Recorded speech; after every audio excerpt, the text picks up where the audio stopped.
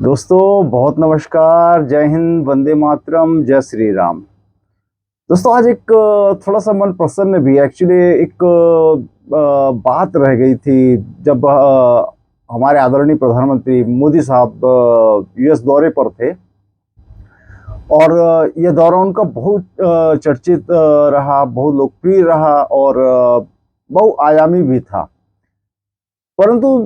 जैसा होता है कि कुछ ना कुछ खलल डालने के लिए कुछ ना कुछ चीज़ें हो ही जाती हैं या इंटेंशनली कराई जाती हैं, प्रायोजित होती हैं या जैसा भी। और आप तो जानते ही हैं कि मोदी साहब के खिलाफ एक ऐसा कह लीजिए एक लॉबी जैसा काम करती हुई प्रतीत होती है कि जो इस सरकार को अपदस्थ करना चाहती है, कैसे भी करके बाय हुक और बाय क्रूक कैसे भी करके मोदी जी को हटाओ और यह पर्टिकुलर सरकार लेकर आओ। अब ऐसा देखिए, मैं तो महसूस करता हूँ, आप भी करते होंगे कि महज मोदी जी को हटाने के लिए मतलब क्या क्या करना पड़ता है जैसे कि अगर वैसे कहा भी जाता है कि कुछ चीज़ अगर करनी हो तो पहले एक माहौल बनाया जाता है, फिर उसको उसके अनुरूप जनमानस तैयार किया जाता है and so on many things. तो साहब हम लोग सीधे घटनाक्रम पर आ जाते हैं। तो बराक ओबामा जी ने एक इंटरव्यू में एक लाइन कही थी उन्होंने, जिसमें उन्होंने भारत में मुस्लिम परसिक्यूशन, हालांकि माइनॉरिटी और फिर मुस्लिम्स भी, उन्होंने कहा था कि इसके विषय में बिडेन साहब को बात करनी चाहिए कि जिस प्रकार से माइनॉरिटीज का, खासतौर पे मुस्लिम समाज का दमन हो रहा है, उनको प्रोसिक्यूट किया जा रहा है, तो जो बिडेन साहब को मोदी साहब से इस विषय पर चर्चा करनी चाहिए, अन्यथा भारत का आने वाले समय में टुकड़े हो सकते हैं। तो ओबामा साहब तक यह संदेश जो उन्होंने दिया था, भारत के लिए अपनी चिंता जाहिर की थी, सबसे अच्छा संदेश दिया हमारी निर्मला सीतारमण जी ने, जो वित्त मंत्री हैं मोदी सरकार में। उन्होंने एक तरह से ओबामा जी को आईना दिखाते हुए स्पष्ट संदेश दिया है कि ओबामा जी, आपने जिस समय पर आप राष्ट्रपति होते थे, आप शायद भूल गए हैं कि किस प्रकार आपने 6 मुस्लिम राष्ट्रों पर समवॉट 26,000 से ज्यादा बॉम्ब गिराए थे। तब आपकी यह चिंता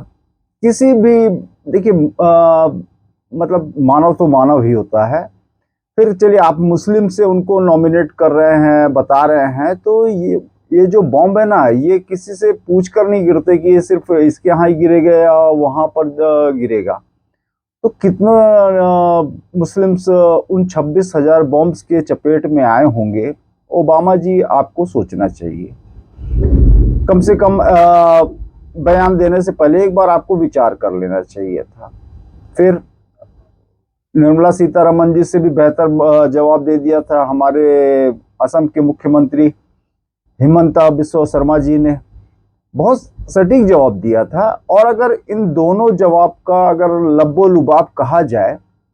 हालांकि मेरा मानना है कि सबसे अच्छा जवाब तो गुलाम नबी आजाद साहब का वह एक स्टेटमेंट था जो उन्होंने इंटरव्यू में दिया था कि हिंदुस्तान मुसलमानों के लिए, खासतौर पे भारतीय मुसलमानों के लिए तो स्वर्ग जैसा है। शायद है कि ओबामा जी को तक उनका वह गुलाम नबी आजाद साहब का बयान अगर पहुंच जाए तो बेहतर रहेगा। और अब गुलाम नबी आजाद को भी ये नहीं बोल सकते कि नहीं नहीं ये तो मुसलमान नहीं है, और ऐसा तो बोल नहीं सकते। गुलाम नबी आजाद जो कांग्रेस के कद्दावर नेता रहे हैं, जम्मू कश्मीर जैसे स्टेट के मुख्यमंत्री रहे हैं, तो शायद है कि ओबामा जी तक उनका बयान गुलाम नबी आजाद साहब का पहुंच जाएगा। चलिए साहब आगे बढ़ते हैं, बात करते हैं अब हम। हाँ, इसमें एक चीज जोड़ना जरूर चाहिए, अगर नहीं जोड़ता हूं तो अन्याय होगा, कि यह नया भारत है। यह जो जैसी भाषा बोलता है उसको उसी भाषा में जवाब देने के लिए तत्पर रहता है और देता है। Hope you all get the point. चलिए साहब आगे बढ़ते हैं और बात करते हैं हम आम आदमी पार्टी की, जिनकी कांग्रेस से तलखी बढ़ती जा रही है। महागठबंधन के दोनों ही पार्टी हिस्सा हैं। और अब तो ऐसा लग रहा है कि शायद है कि अरविंद केजरीवाल जी को पुनर्विचार करना पड़ेगा कि वे महागठबंधन में रहें या ना रहें, क्योंकि राष्ट्रीय जनता दल भी कांग्रेस के साथ सुर में सुर मिलाते हुई नजर आ रही है। राष्ट्रीय जनता दल के एक नेता हैं शिवानंद तिवारी जी, जिन्होंने अरविंद केजरीवाल जी की हैसियत ही पूछ ही नहीं ली, बकायदे उन्होंने सोशल मीडिया पर और इंटरव्यू देते हुए उनको उनकी हैसियत जैसे बता दी हो। हालांकि इसका जवाब आम आदमी पार्टी ने अपने स्तर से दिया और केजरीवाल साहब की जो हैसियत है राष्ट्रीय स्तर पर उसको उन्होंने उल्लेखित किया कि कहाँ पर कितनी सीटें हैं, कितने विधायक हैं, कितने सांसद हैं, वगैरह वगैरह। तो एक तरह से ये आम आदमी पार्टी और राष्ट्रीय जनता दल को मतलब आपसी सरफुटबॉल जैसी स्थिति निर्मित हो गई। तो मैं जब सोच रहा था तो मुझे ऐसा लगा कि कहीं ऐसा तो नहीं कि केजरीवाल जी को अलग थलग करने की बात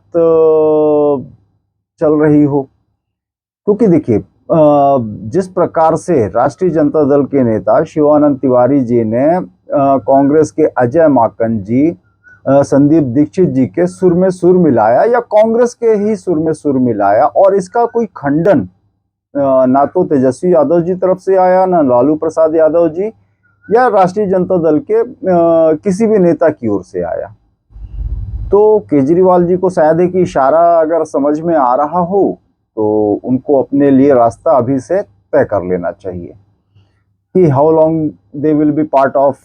दिस गठबंधन। अब तो इसका नाम भी हो गया है PDA, अब पैट्रियोटिक डेमोक्रेटिक अलायंस है, देशभक्त जनतांत्रिक गठबंधन। तो अब वैसे केजरीवाल जी को याद दिलाना चाहिए कैसे उन्होंने राष्ट्रीय जनता, वैसे छोड़ा तो उन्होंने किसी को भी नहीं था, किसी भी पार्टी के नेता को उन्होंने नहीं छोड़ा था। अपने जिस समय आम आदमी पार्टी का उदय हुआ था तो उनका एक फेवरेट वाक्य होता था, सब मिले हुए हैं जी, चाहे फिर वो लालू यादव जी हों, फिर वो चाहे राहुल गांधी जी हों, सोनिया गांधी जी हों, स्वर्गीय श्रीमती शीला दीक्षित जी हों, और भी कपिल सिब्बल साहब हो, अरुण जेटली साहब हो, या कोई भी नेता ले लीजिए आप। हालांकि फिर बाद में फिर वो माफीनामा दे देकर सब प्रकार से अपने आप को उन्होंने सुरक्षित कर लिया। तो क्या एक बार वे पुनः महागठबंधन में जितने भी घटक दल हैं सबके नेताओं से माफी मांगेंगे पुनः दोबारा कि अब देखिए एक बात आती है कि महागठबंधन को आम आदमी पार्टी की कितनी जरूरत है, आम आदमी पार्टी को महागठबंधन की कितनी जरूरत है। तो जैसा दीक्षित साहब, संदीप दीक्षित जी ने कहा था कि यहाँ सौदाबाजी करने न आए, मगर केजरीवाल जी की ही भाषा में अगर कहा जाए, जैसे उन्होंने एक बार अपने भाषण में कहा था कि मैं बनिया हूँ और सौदेबाजी करना बहुत अच्छे से जानता हूँ, तो शायद है कि अब उनको अपना नफ़ा नुकसान जो भी है बहुत जल्दी तय करना पड़ेगा, 12 जुलाई से पहले ही, क्योंकि जिस प्रकार से जो घटक दल हैं उनके सुर बदल रहे हैं, कांग्रेस के बाद राष्ट्रीय जनता दल का सुर बदला, तो कहीं ये और आगे एक्सेलरेट करके दूसरे दलों तक पहुंचे, उससे पहले मेरा ख्याल है कि अरविंद केजरीवाल जी अपनी दशा और दिशा दोनों ही तय कर ले। और अब एक और बात जिसको कहना चाहिए कि बड़े मजे की बात कहनी चाहिए कि अभी एक साहब वीडियो बड़ा आप लोगों ने देखा होगा वायरल हो रहा है, और उसमें गन पॉइंट पर किसी से पैसे छिनाए जा रहे हैं, लेकर भाग गए, उसके लिए उन्होंने वापस से LG साहब को वही कि इस्तीफा दे दें, सबसे नकारा LG, और जितने भी तरह के वे, अब आप लोग समझ रहे होंगे भावना तो LG साहब से एक तरह से एक मौका मिल गया। अभी कुछ दिन पहले ही था कि एक और वीडियो कुछ एक ऐसा वायरल हुआ था जिसमें बहुत ज़्यादा एक बड़ी प्रमुख महिला हैं, उन्होंने रोड पर किसी से कुछ लिफ्ट या कुछ ऐसे मांग रही थी, फिर वह कार चालक बदतमीजी करता है, और फिर बाद में जब पता चला कि और उसकी गहन पड़ताल हुई, सब कुछ हुई, तो पता चला कि ये तो सब प्रायोजित निकला। तो एक विश्वसनीयता पर भी बड़ा प्रश्न चिन्ह लग जाता है। अब शायद है कि यही विश्वसनीयता घटक दिलों के लिए भी महागठबंधन के, अब तो पीडीए, पैट्रियोटिक डेमोक्रेटिक एलियंस के लिए भी केजरीवाल जी को लेकर कहीं ना कहीं, देखिए, बिना आग के धुआं तो उठता नहीं। तो अगर शिवानंद तिवारी जी अगर कुछ बात कह रहे हैं, तो स्वाभाविक है कि आग तो कहीं लगी हुई है।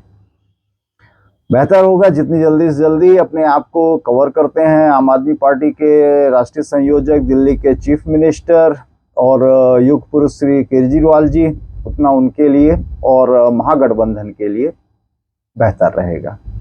चलिए साहब, अभी तो फिलहाल मुझे इजाज़त दीजिए। और हाँ, अगर आपको ये संवाद पसंद आया हो तो लाइक और सब्सक्राइब का बटन दबाना, नए हो तो सब्सक्राइब जरूर करें और लाइक का बटन अवश्य दबाएं। चलिए साहब, जय हिंद, वंदे मातरम, जय जय श्री राम।